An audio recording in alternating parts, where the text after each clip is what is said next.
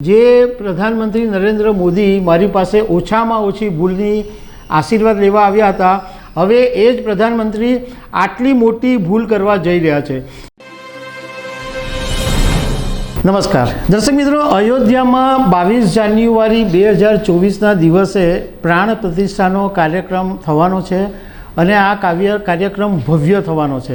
દેશની અંદર લોકોમાં ભારે ઉત્સાહ છે અને દુનિયાના લોકો પણ આ કાર્યક્રમ પર નજર રાખી રહ્યા છે। પરંતુ હમણાં છેલ્લા કેટલાક દિવસથી એક મોટો વિવાદ ઊભો થયો છે અને એ વિવાદ છે શંકરાચાર્યનો।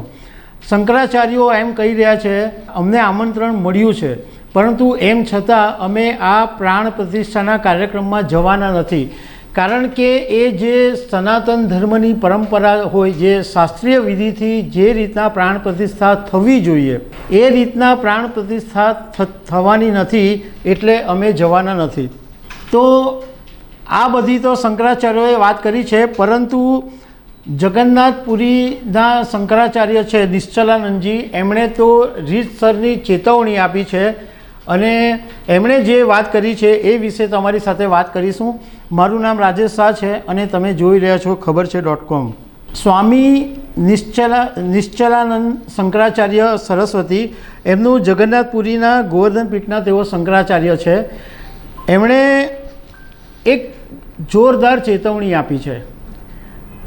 એમણે એમ કીધું કે અમારી સાથે ટકરાવવાની બિલકુલ ભૂલ નહીં કરતા, અમારો કોઈ વાળ પણ વાંકો કરી શકે તેમ નથી।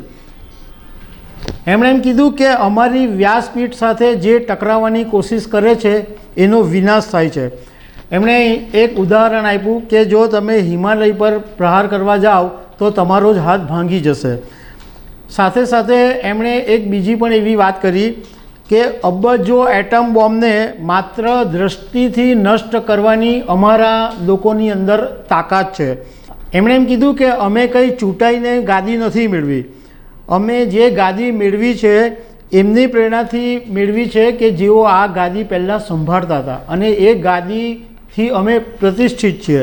એમણે એમ કીધું નિશ્ચલાનંદજીએ કે PM મોદી જ્યારે ગુજરાતના મુખ્યમંત્રી હતા ત્યારથી અમારો એમની સાથે પરિચય હતો અને જ્યારે પ્રધાનમંત્રી તરીકે તેઓ પહેલી વખત 2014માં શપથ લેવાના હતા ત્યારે મારી પાસે આશીર્વાદ લેવા આવ્યા હતા અને મને એમ કહ્યું હતું કે સ્વામીજી એવા આશીર્વાદ આપો કે હું જિંદગીની અંદર ઓછામાં ઓછી ભૂલ કરું એમ। તો સ્વામીજીએ એમ કીધું કે જે પ્રધાનમંત્રી નરેન્દ્ર મોદી મારી પાસે ઓછામાં ઓછી ભૂલની આશીર્વાદ લેવા આવ્યા હતા, હવે એ જ પ્રધાનમંત્રી આટલી મોટી ભૂલ કરવા જઈ રહ્યા છે। એમણે એમ કીધું કે ધર્મનિરપેક્ષ રાષ્ટ્રના પ્રધાનમંત્રી ગર્ભગૃહમાં જઈને દેવ વિગ્રહમાં પ્રાણ પ્રતિષ્ઠા કરશે। આ વાત જે છે એ શાસ્ત્રોક્ત વિધિ નથી, જ્યાં શાસ્ત્રીય વિધિ ન હોય ત્યાં અમારું જવું યોગ્ય નથી। દર્શક મિત્રો, એક વાત સમજવા જેવી છે કે નિશ્ચલાનંદજીએ આ વાત એટલા માટે કરી કે એમણે આ રીતસરની ચેતવણીની ભાષામાં વાત કરી, એક ધમકીની ભાષામાં એમણે વાત કરી। તો જાણકારોનું કહેવું એમ છે કે શ્રી રામ જન્મભૂમિ તીર્થ ક્ષેત્ર ટ્રસ્ટના મહાસચિવ ચંપત રાયે હમણાં થોડા વખત પહેલાં એવું નિવેદન આપેલું કે આ શંકરાચાર્યો કોણ, કારણ કે શંકરાચાર્યોએ ના પાડી ત્યારે મીડિયા સાથેની વાતચીતમાં ચંપત રાયે આવું શંકરાચાર્ય માટે વાત કરી હતી।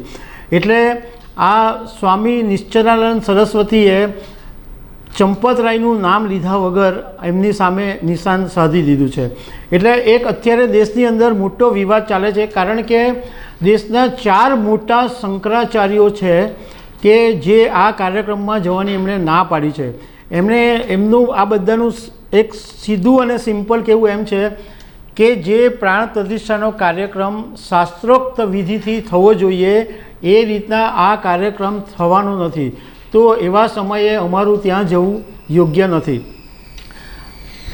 હવે સ્વામી નિશ્ચલાનંદજીએ જે વાત કરી એની સામે કેટલાક લોકોનું કહેવું એમ છે કે ભાઈ શંકરાચાર્યો એકદમ સન્માનીય વ્યક્તિ છે, એમને જ્ઞાની વ્યક્તિ તરીકે ઓળખવામાં આવે છે, એમની પૂજા થઈ શકે કારણ કે આદિ શંકરાચાર્યએ જ્યારે કાશીમાં બધાને શાસ્ત્રની અંદર હરાવેલા ત્યારે પણ તેમણે ગુસ્સો નહોતો કર્યો.